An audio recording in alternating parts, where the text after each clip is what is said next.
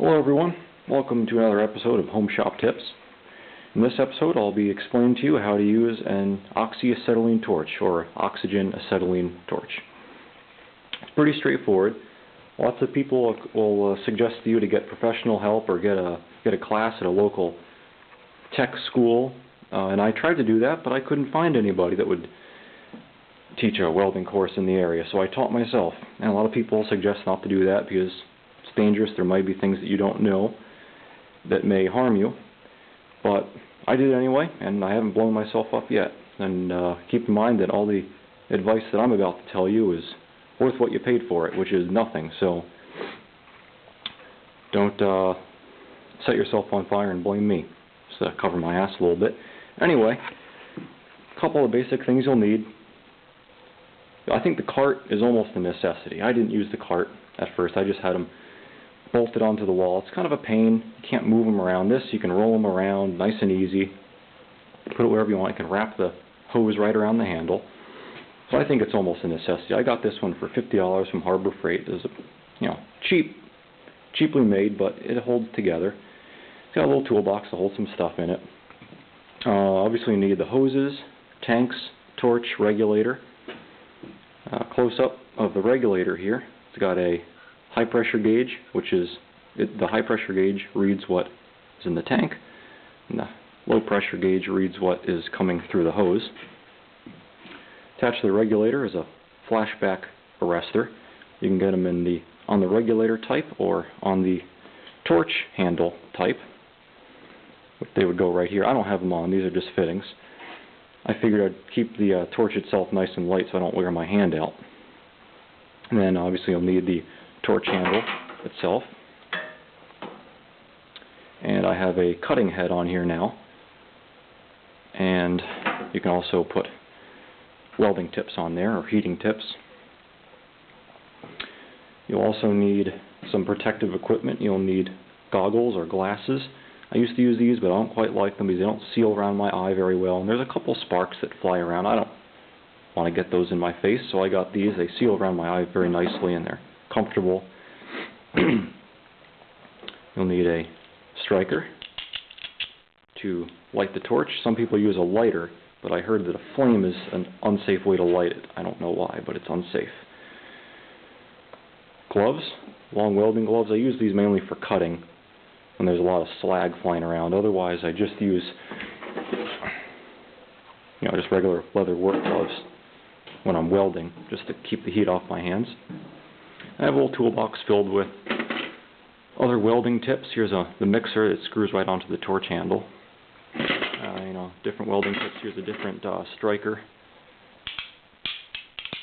Sparks like that, kind of interesting. And some other miscellaneous things. Here's a tip cleaner. Let me show you what it looks like. You'll need one of these. Keep your tips clean. I used to use drill bits, but this is a lot easier. They're all different sizes. They're like little miniature files. So if you have a dirty tip, and you'll know when you set the flame, it's not a nice cone. The flame isn't a nice cone, that is. And you just choose the right one that fits, and you run it in and out of the tip a little bit, and you use this flat file to kind of clean up the outside, and that's it. Very handy and another necessity. And the last most important thing, almost the most important, are some form of instruction. How about these two books, The Welder's Handbook and Oxy-Fuel Gas Welding. This one's by Kevin E. Bowditch and Mark A. Bowditch. Sort of like a college text or something. There's quizzes at the end of each chapter, and you can write in the answers and everything. And this one, it covers a lot more. Plasma cutting, oxy-acetylene, MIG, TIG, stick. This is by Richard Finch. I recommend both of them. They're both pretty good.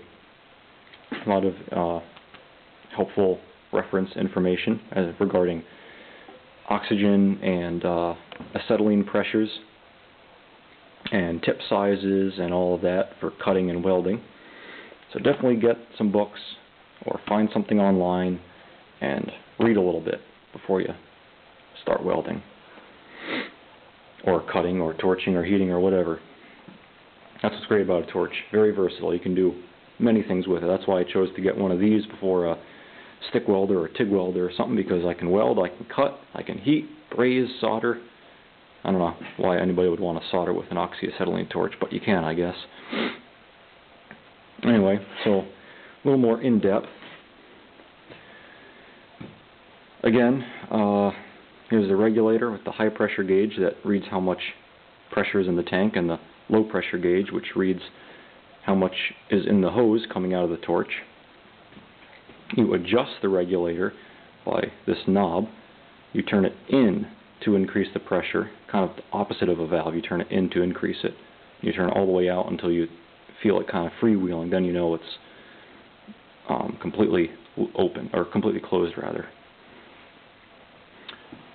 There's the corresponding acetylene cylinder down there. So, to light the torch, you would gently, this is the oxygen cylinder, by the way, you gently crack it, and you'll see the pressure jump up on the high pressure gauge. When you get a fresh tank, it'll be somewhere around 2000 psi. And then you open up the oxygen on your valve, or oxygen valve on your torch. And in the case of this, which is since it's a cutting torch, there's the oxygen valve here. You open this one all the way up because there's a secondary oxygen valve there. And the reason is you want this one all the way open, so when you press the lever to cut, it allows all of the oxygen pressure that you have set on the regulator, it allows all of that pressure to come out of the center of that cutting tip, and it burns away the steel. And then there's the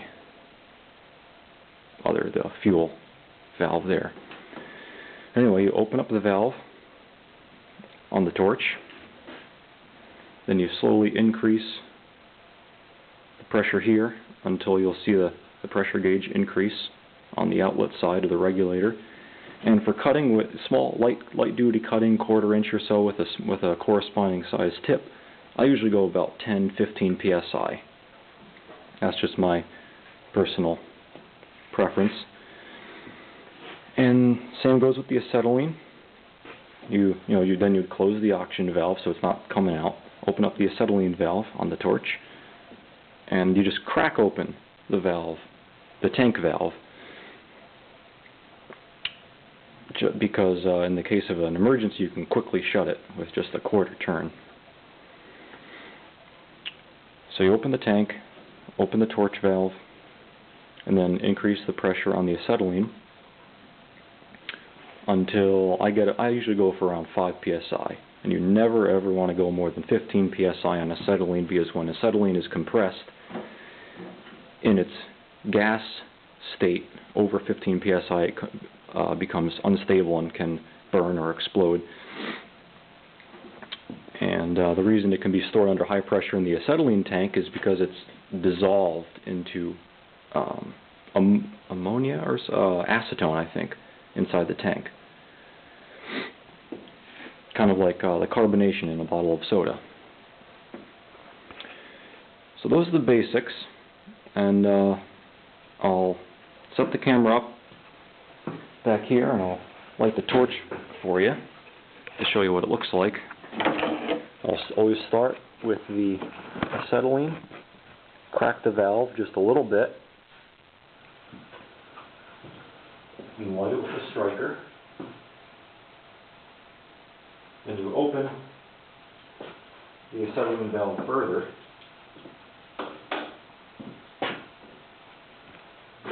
until you get a nice flame. Actually, I forgot.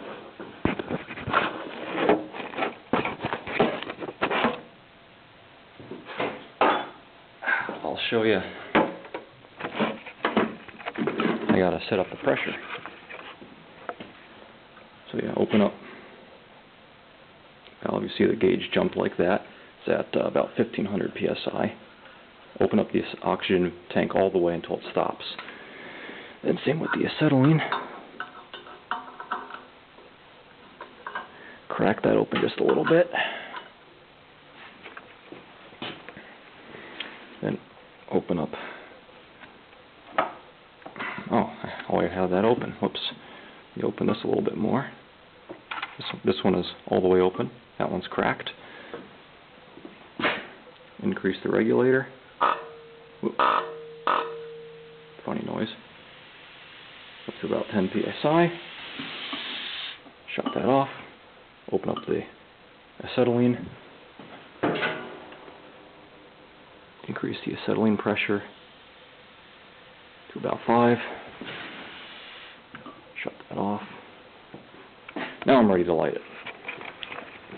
So I'll put you behind the shade 5 green goggles. That's what I forgot to mention. These goggles are shade 5. You don't need shade 10 like with arc welding.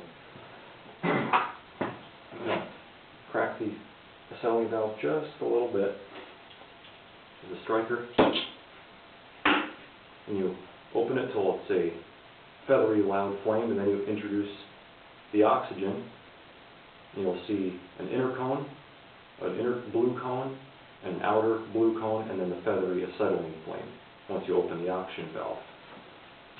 You want to keep opening the oxygen until the inner and outer cone come together into one cone, like this.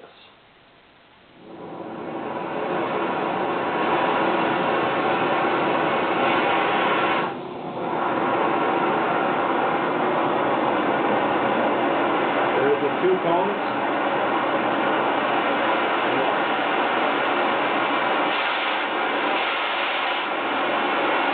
That's the cover.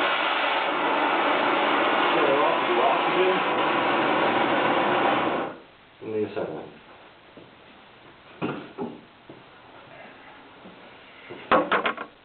Always shut off the oxygen first. And then, when you're done using the torch, obviously shut off all the torch valves, shut off the tank valves, and then open the valve momentarily and see the pressure drop down. That bleeds the hoses. There, and then back off the regulator until you don't feel the spring pressure anymore inside the regulator. And that's it. Got it just in time. I don't have any more space on my memory card on the camera. So, thanks for watching another episode of Home Shop Tips. Be safe, have fun. Oxy-acetylene torches are definitely a handy tool to have around the shop. See you next time.